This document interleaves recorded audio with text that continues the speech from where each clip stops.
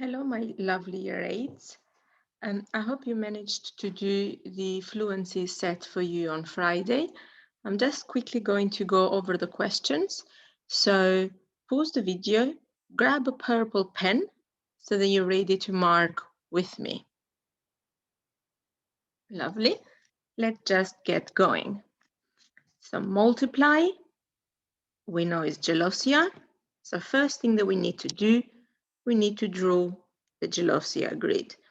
I'm multiplying a 2-digit by 2-digit, so my gelosia is going to be a 2 by 2 grid. Now we split it.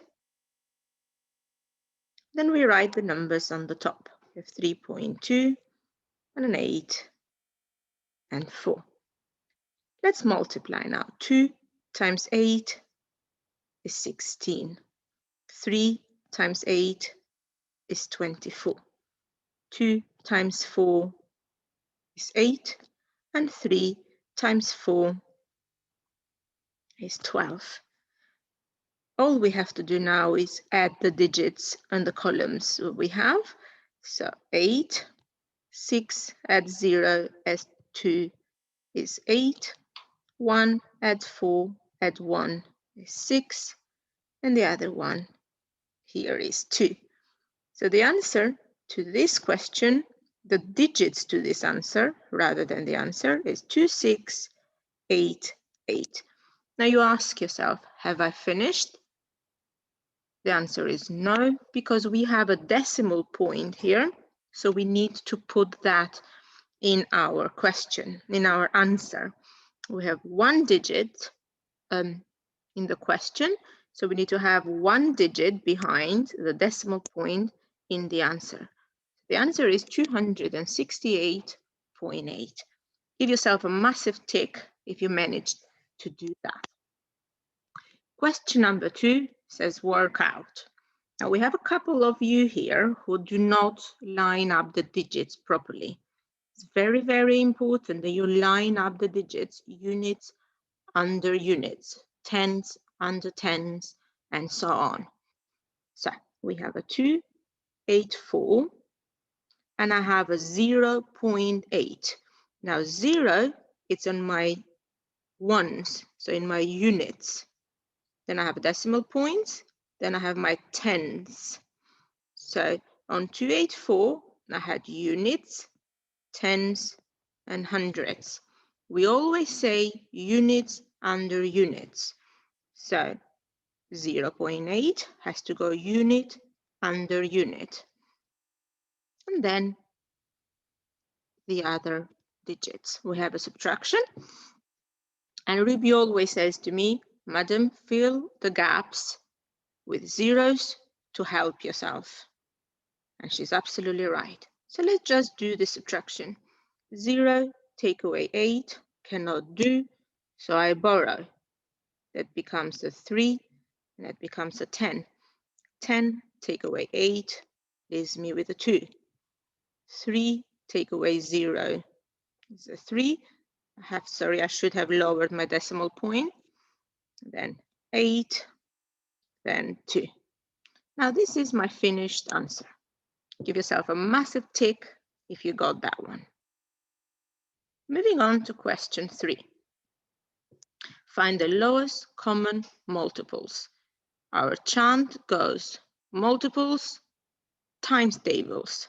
So when I say multiples, you say times tables. Let's go. Multiples. Well done. Hopefully you said times tables. So let's just do that. So let's do the times tables of 6 and 8. I'm going to write them underneath, going in sixes. So 6, 12, 18, then I have 24, then I have 30, and I'm going to stop to see the 8s. So 1 8 is 8, 2 of them are 16, 3 of them are 24, and then I stop because I can see that 24 appears on both of them. So I know that the LCM is 24. And that's all. That is finished. Moving on to highest common factors. So factors go into the numbers. That's our chant. So I'm going to say factors. You say go into the number. Factor, well done, goes into the number. So we need numbers that go into 6. And we do this in pairs so that we don't forget them. So 1 and 6 makes us a 6. Then I have a 2 and 3 that makes us the 6 when we multiply them. And I don't have any more because 4 doesn't go into 6 and neither does 5. So I move on to 12. Always 1 with the number itself. 1 times 12. 12.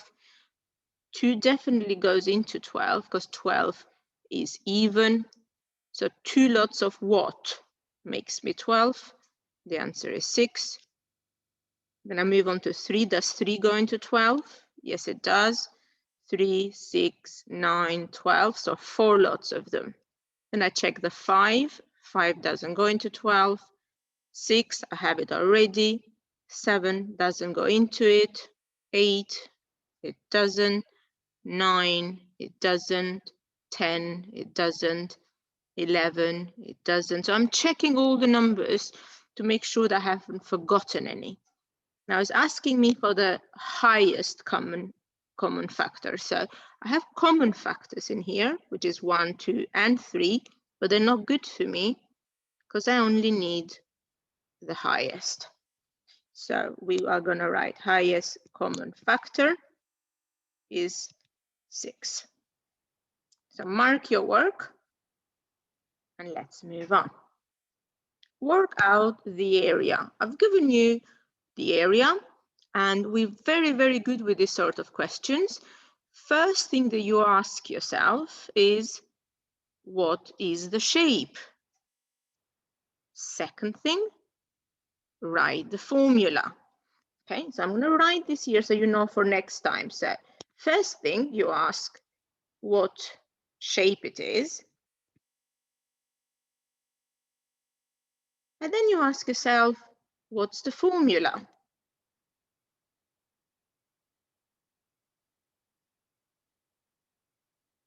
We know that area is the space inside it. So we know that that's a rectangle. So the formula for it is base times height. That's the space inside it. Our base is 3.8 and our height, how tall it's standing, is 2.5. We know now that we have to do gelosia because it's multiplication. So let's quickly draw the gelosia grid. And here, a 2 by 2, we split it up. And I have a 3.8 and I have a 2.5. Okay, 8 times 2, 16. 3 times 2 is 6. 8 times 5 is 40. And 3 times 5 is 15. Now we add the digits. So I have a 0 there. And I'm just going to grab a different pen so it's clearer for you. Because we got quite a few numbers there and I don't want you to get confused. So 0, 6 add 4, 10, add 5, 15. I carry the 1. 1 add 6, 7, add 1, 8, add 1, 9, and I have the 0. So I'm going to write the digits first, 9, 5, 0. Then we check the decimal points. My 1 is there, my 1 is there. So remember we learned it in class to drag them to. We can drag them across and it's going to end up there. Or as some of you prefer it, you count them. I have 1 digit in the question there, 1 digit in the question there, altogether 2 digits. So 1, 2 after the decimal point. And that will be my answer. Give yourself a tick if you got that. And let's move on. Work out the perimeter. Perimeter, distance around the 2D shape. Well done. Now, we're going to go around and add all these sides up. But I don't have this side and I don't have that side. So before I add them, I need to write them down. So then I don't get confused with those numbers. So I'm going to go around and collect all these numbers. Now the question that you ask yourself is, how many sides does this shape have? The question is 4. Sorry, the answer is 4. So you need to add 4 numbers. So 3.8 is the first one, this number here. Then we need to add that to 2.5. Then you need to add that to the other 3.8. And you have the other 2.5. So I'm going to go around, because perimeter is distance around the 2D shape, and add all the numbers. Now we just have to add. So 8 add 5 is 13. 13 add 8 is 21. Adding the 5, 26. I lower my decimal point and put the 2. 26. 2 goes up there and 6 goes down here. 2 add 5. 2 add 3 is 5. Add 2 is 7. Add 3 is 10. Add another 2 is 12. Now we must put the units down. 12.6 centimeter, that is length. Now that I'm telling you put the unit down, I forgot to put the unit down on the area question. That's not really good of me, is it? So let's just go back there and correct. I'm going to correct myself. Sorry about that. So I'm just quickly going to go back here and add the unit to my answer. Centimeters squared. Okay, well done everybody. A couple more to do. So let's go. Number 7, workout. And I gave you a hint that we have to use BIDMAS. So BIDMAS, brackets. You ask yourself, have I got brackets? The answer is yes. So that's what you do first. We leave everything else as it is. We do not touch them. So 24 stays there. The 3 squared stays there. And we work out the bracket. The square root of 16 is 4. So 4 add 5, it's a 9. So I did my brackets, move on to the index. I have an index. So 3 squared is 9. I work that out and I have this other 9 here from the brackets. So I did that. Now I check, have I got division? No, so I move on. Have I got multiplication? No, so I move on. Have I got addition or subtraction? I do, but as Madam said to you, those are equally the same. So you don't have to do addition first and then subtraction, because when we wrote it on the board, we said they're worth the same. So you can do them in the order that they appear. So I'm going to do the subtraction first. 24, take away 9 is a 15. And I leave the rest as it is. Now I work out the addition, and then that takes me back to 24. So answer to number 7 is 24. Okay, now we're going to a rounding question, and all of us are really, really good at this. So I'm really hoping that all of us are going to get this. So let's go. Round to 2 dp. Step 1, locate your 2 dp, your number that is second after the decimal point, and that's the 9. We draw a line behind it, then we check the decider. That's a 4. 4 is not strong enough, so the 4 does not change the number. So we leave it as it is, and the answer is 28.09. Now I check, have I got 2 digits after the decimal point? The answer is yes, so I move on.